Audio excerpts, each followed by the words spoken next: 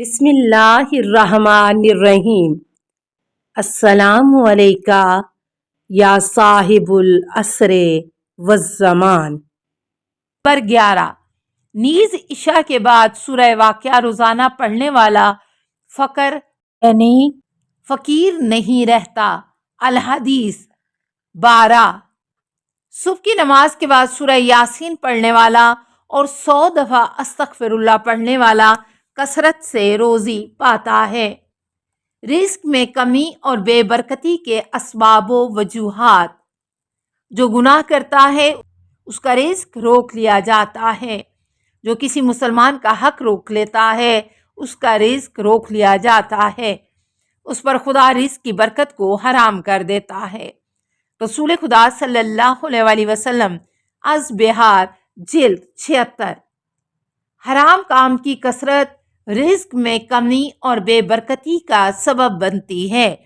امام جعفر صادق علیہ السلام از بہار جلد 78۔ حلال روزی کمانے کی فضیلت: نمبر 1، عبادت کے 10 حصے قسمیں ہیں جس کے 9 اجزاء حلال روزی کی تلاش میں ہیں۔ سب سے افضل عبادت حلال روزی کو تلاش کر کے کمانا ہے۔ رسول خدا صلی اللہ علیہ وسلم از بہار جلد 103۔ نمبر 2، جو حلال روزی اس لیے کماتا ہے کہ اپنے گھر والوں کی کفالت کر سکے، اس کا اجر خدا کی راہ میں جہاد کرنے والے سے زیادہ ہے۔ امام علی رضا علیہ السلام از بہار جلد 78۔ نمبر 3، جو حلال روزی کے کمانے میں نہیں شرماتا، اس کے اخراجات میں کمی، حالات میں آسانی اور گھر والوں کی نعمتوں میں فراوانی ہوتی ہے۔ امام جعفر صادق علیہ السلام از بہار جلد 103۔ نمبر 4، جو حلال روزی اس لیے کماتا ہے کہ لوگوں سے کچھ مانگنا نہ پڑے، گھر والوں کو پالنے کے لیے اور پڑوسیوں پر مہربانی کرنے کے لیے دنیا طلب کرتا ہے۔ وہ قیامت کے دن خدا سے اس طرح ملے گا کہ اس کا چہرہ 14ویں کے چاند کی طرح خوشی سے چمک دمک رہا ہوگا۔ امام محمد باقر علیہ السلام از وسائل الشیعہ جلد 12۔ نمبر 5، جو حلال روزی کما کر تھک کر رات بھر سوئے اس کے گناہ معاف ہوں گے۔ حضرت رسول خدا صلی اللہ علیہ وسلم از کنز الاعمال حدیث 9251۔ کیونکہ خدا حلال روزی کما کر تھکے ہوئے انسان کو دیکھنا پسند کرتا ہے۔ جناب رسول خدا صلی اللہ علیہ وسلم از کنز الاعمال۔ حلال روزی تلاش کرنا ہر مسلمان مرد و عورت پر واجب ہے۔ جناب رسول خدا صلی اللہ علیہ وسلم از بہار جلد 103۔ کنز الاعمال حدیث 9204۔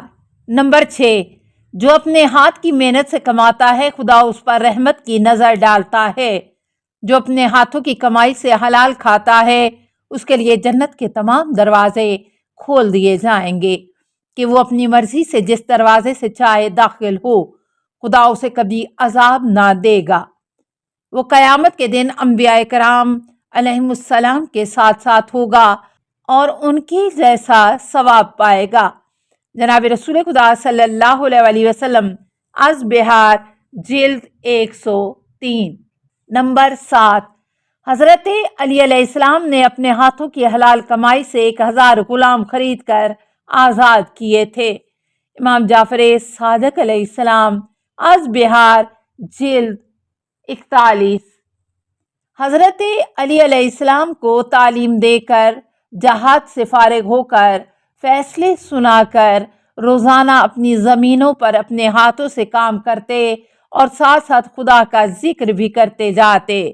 امام جعفر صادق علیہ السلام از بہار جلد 103۔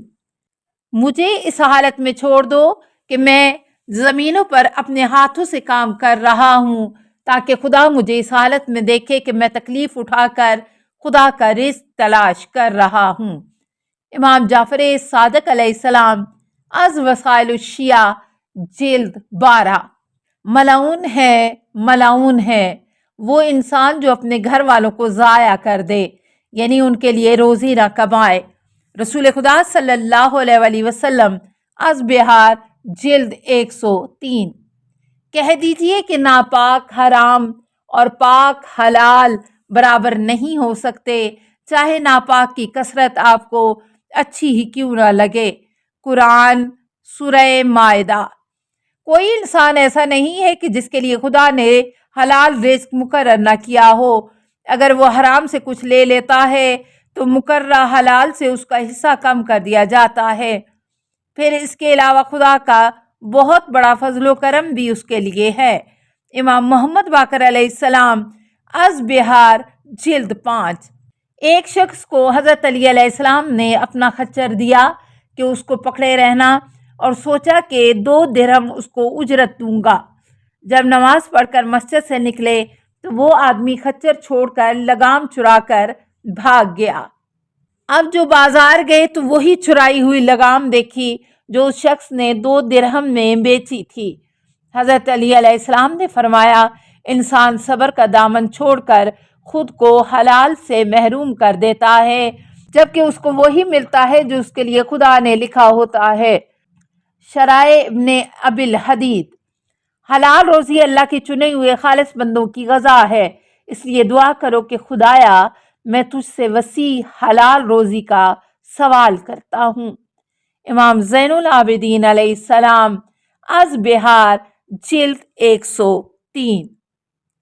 خدایا محمد و آل محمد کو اور ان سے محبت کرنے والوں کو پاک دامنی اور ضرورت کے برابر روزی عطا فرما، اور محمد و آل محمد صلی اللہ علیہ وآلہ وسلم کے دشمنوں کو کثرت مال و اولاد عطا فرما۔ رسول خدا صلی اللہ علیہ وآلہ وسلم از بہار جلد 72۔ مالک جو تجھ کو دل سے مانتا ہے اور گواہی دیتا ہے کہ میں تیرا رسول ہوں، اس کو اپنی ملاقات کی محبت، شوق، اپنے فیصلوں میں آسانی اور کم روزی عطا فرما۔ رسول خدا صلی اللہ علیہ وآلہ وسلم از کنز الاعمال حدیث 6096۔ نوٹ: مال دنیا کی کثرت انسان کو خدا اور آخرت سے غافل کر دیتی ہے، اس لیے دنیا کا کم ملنا، مال اولاد کا کم ہونا اچھا ہے۔ حضرت علی علیہ السلام فرماتے ہیں، دنیا وہ ہے کہ جس کے حلال کا حساب دینا ہوگا اور حرام کی سزا بھگتنی ہوگی۔ ایسی چیز کم ملے تو اچھا ہے، اس لیے بہترین رزق وہ ہے جو ضرورت بھر ہو۔ حضرت رسول اکرم صلی اللہ علیہ وآلہ وسلم از بہار جلد 77۔ خدایا مجھے کسی کا محتاج نہ کر، مجھے رزق وسیع دے، دوسروں کی طرف دیکھنے کی مصیبت سے مجھے بچا لے۔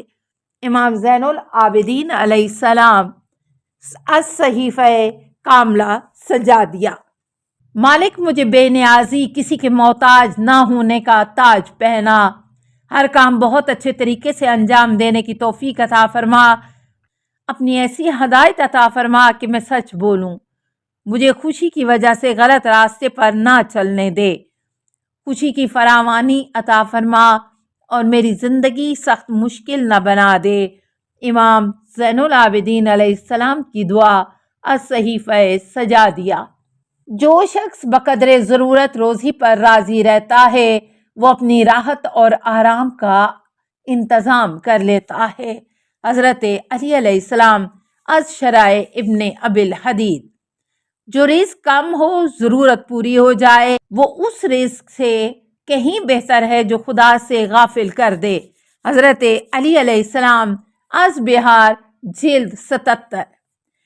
السلام علیکہ یا صاحب العصر والزمان، الامان الامان الامان من فتن الزمان۔ السلام علیکہ یا خلیفۃ الرحمن، السلام علیکہ یا امام الانس والجان، السلام علیکہ یا مظہر الایمان، السلام علیکہ یا شریک القرآن، السلام علیکہ یا قاطع البرہان، السلام علیکہ یا امام زماننا حاذا اجل اللہ فرجک وسہل اللہ مخرجک وظہور کا السلام علیکہ ورحمۃ اللہ۔ اللہم صلی علی محمد و آل محمد۔